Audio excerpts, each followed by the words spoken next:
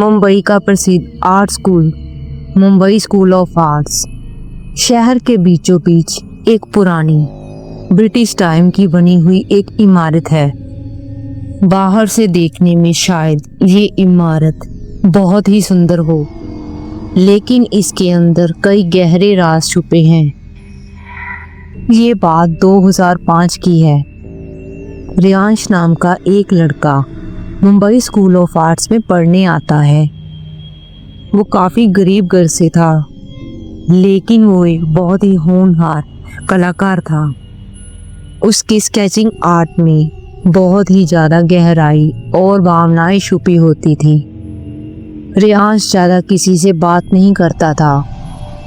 उसकी क्लास में कुछ लड़के थे जो कि बहुत ही अमीर और दिखावा करने वाले परिवारों से थे।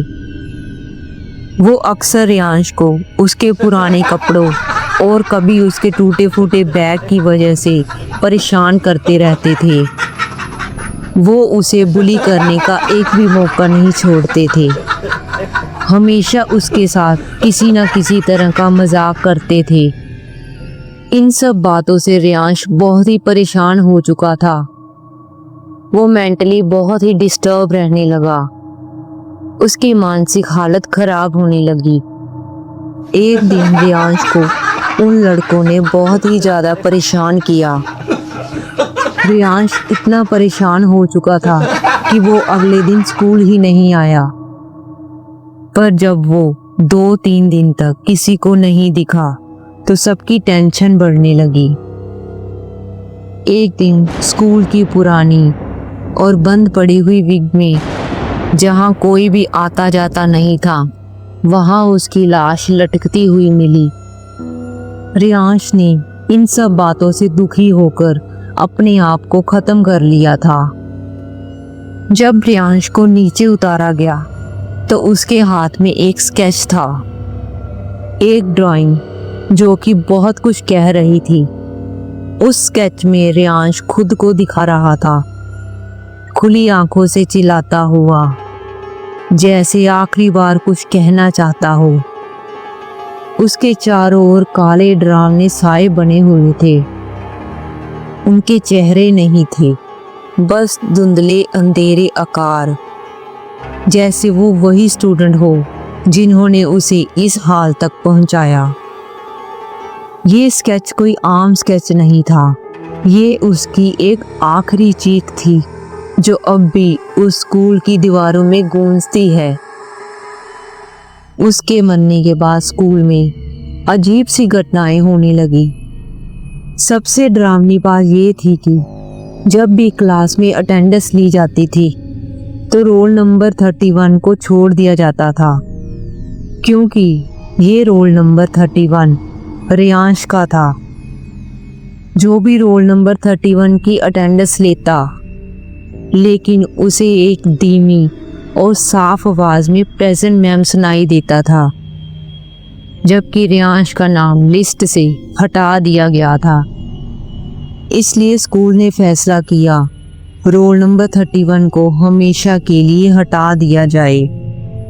मिस आशा दिल्ली से आई हुई बहुत ही एक्सपीरियंस्ड और कठोर आर्ट्स की टीचर थी।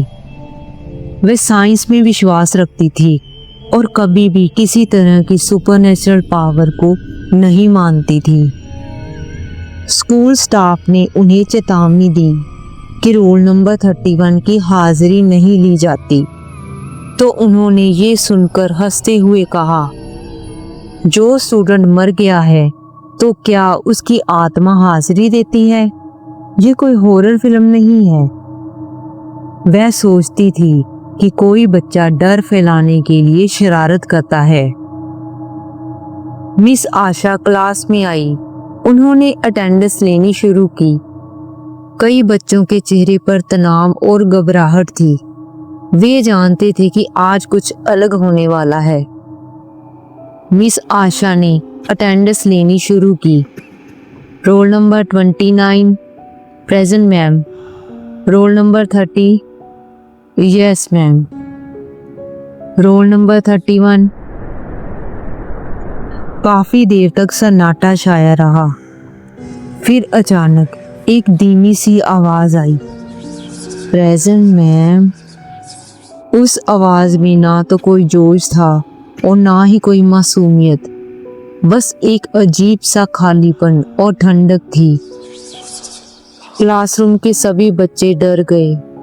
वो एक दूसरे की तरफ डर भरी नजरों से देखने लगे। किसी ने कुछ नहीं कहा, लेकिन सबको पता था कि ये कोई मजाक नहीं है।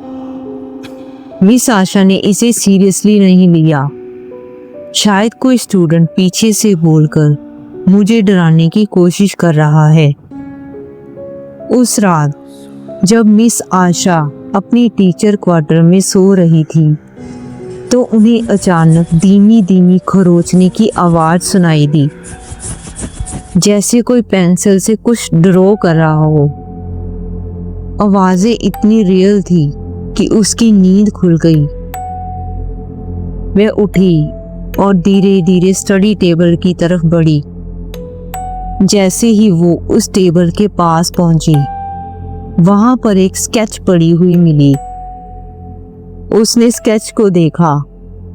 स्केच बिल्कुल उसी की क्लास की तरह था जिसमें उन्होंने सुबह अटेंडेंस ली थी। स्केच में सभी बच्चे अपनी जगह पर बैठे थे, लेकिन एक सीट खाली पड़ी थी। सबसे चौंका देने वाली बात ये थी कि स्केच बिल्कुल ताजी थी। कोयले की रेखाएं अब भी थोड़ी थोड़ी सी धुंधली थी, जैसे कि अभी थोड़ी देर पहले किसी ने उसे बनाया हो। लेकिन उस कमरे में कोई भी नहीं था। ये सब देखकर मिस आशा बहुत डर गई। अब आशा को पहली बार डाउट होना शुरू हुआ। क्या वह जो सुन रही थी और जो देख रही थी वो सिर्फ एक मजाक है? और सबसे बड़ा सवाल, अगर रेयांश की आत्मा अब भी वहां है तो वह क्यों लौट आया है? इसके बाद स्कूल में घटनाओं का सिलसिला शुरू हो गया। एक के बाद एक घटनाएं होनी शुरू हो गई। 15 जून को एक स्टूडेंट आरव मेहता सीढ़ियों से गिरकर मर गया। किसी को कुछ नहीं पता कि वो कैसे गिरा और कैसे मर गया। 22 जून को एक लड़की आर्ट रूम में बेहोश मिली। उसके चेहरे पर कोयले से कुछ डरावनी लकीरें खींची हुई थी। वह कुछ बड़बड़ा रही थी। वो मुझे देख रहा है, वो अब मुझे ड्रॉ कर रहा है। ये सब बातें वो बोल रही थी। इन सब हो रही घटनाओं को देखकर मिस आशा को और भी डाउट होना शुरू हो गया। उसने रेयांश की फाइलें ढूंढनी शुरू कर दी। आखिरकार इस स्कूल में रेयांश के साथ क्या हुआ था? लेकिन सब रिकॉर्ड गायब थे। केवल लाइब्रेरी में एक पुरानी डायरी मिली, रेयांश की आखिरी डायरी। उसकी डायरी का आखिरी पन्ना पढ़कर आशा कांप गई।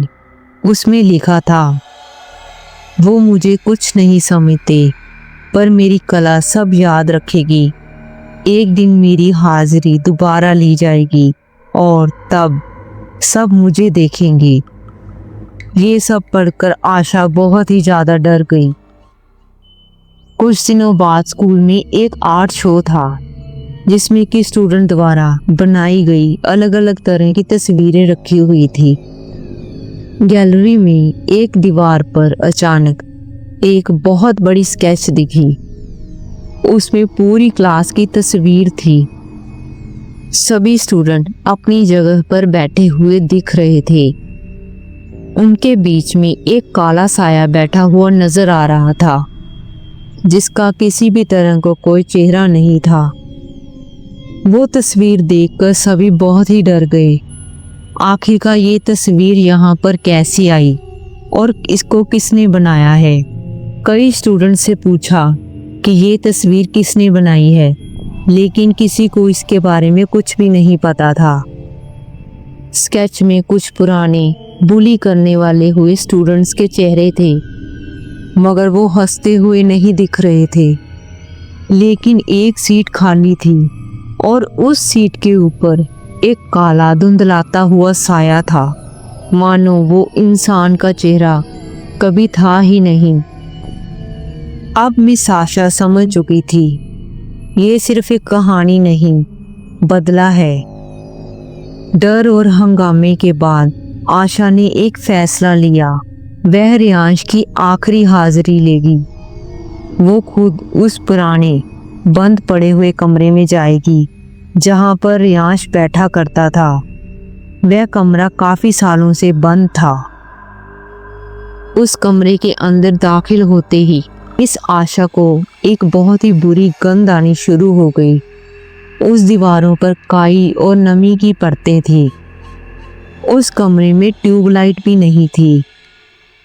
वो टेबल के सामने खड़ी हो गई और उन्होंने अटेंडेंस लेनी शुरू कर दी। Roll number 29,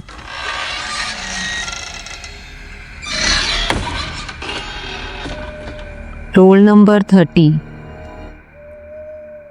roll number 31। चारों ओर बस सन्नाटा ही सन्नाटा था। किसी भी तरह की कोई आवाज नहीं आई। लेकिन कुछ देर बाद एक ठंडी हवा का झोंका कमरे में घुसा और फिर कुर्सी खुद ब खुद खिसक गई। आशा को उस कुर्सी के ऊपर एक धुंधला सा काला साया दिखा जो कि सिर झुकाए हुए बैठा था। वो रियांश था। उसने सिर उठाया। उसकी आंखों में एक चमक थी जैसे कि जल रही हो, ना आंसू ना गुस्सा, बस एक थकी हुई नफरत थी। वह धीमी सी आवाज में मिस आशा को बोला, उन्होंने कभी माफी नहीं मांगी, अब उनके खून की बारी है। ये सब बोलकर रियांश अचानक से गायब हो गया।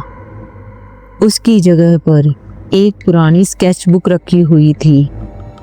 जैसे ही आशा ने उसे उठाया, पन्ने अपने आप पलटने लगे, मानो आत्मा उसे दिखाना चाहती हो। हर पन्ने पर एक चेहरा था। जो स्टूडेंट कुछ दिन पहले मरे हुए पाए गए थे, उन सब की तस्वीरें थीं। वो सब बच्चे जिन्होंने रियांश को बुली किया था, उसे मरने के लिए मजबूर किया था, उन बुली करने वालों के बच्चे थे। रियांश ने धीरे धीरे करके उन बुली करने वालों के सभी बच्चों को मार दिया था। अब आशा के सामने डायरी का लास्ट पेज खुला। उस पर एक नाम लिखा था, आर्यन मल्होत्रा, जो कि आशा का बेटा था। आशा की आंखों से डर और सन्नाटा फूट पड़ा। उसी समय उसके दिमाग में एक पुराना ख्याल आया। उसका पति करण मल्होत्रा भी इसी स्कूल में पढ़ता था और ये करण मल्होत्रा वही था जिसने रियांश को सबसे ज़्यादा बुली किया था। और अब रियांश करण से इसका बदला उसके बेटे को मार कर लेगा।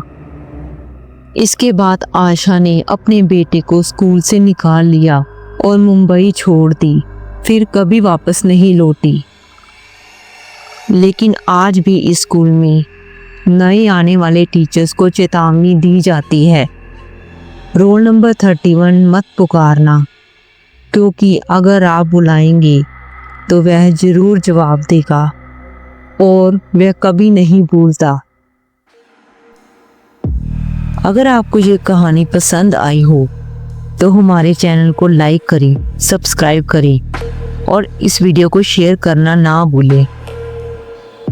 अगली बार फिर मिलेंगे एक नई और डरावनी कहानी के साथ।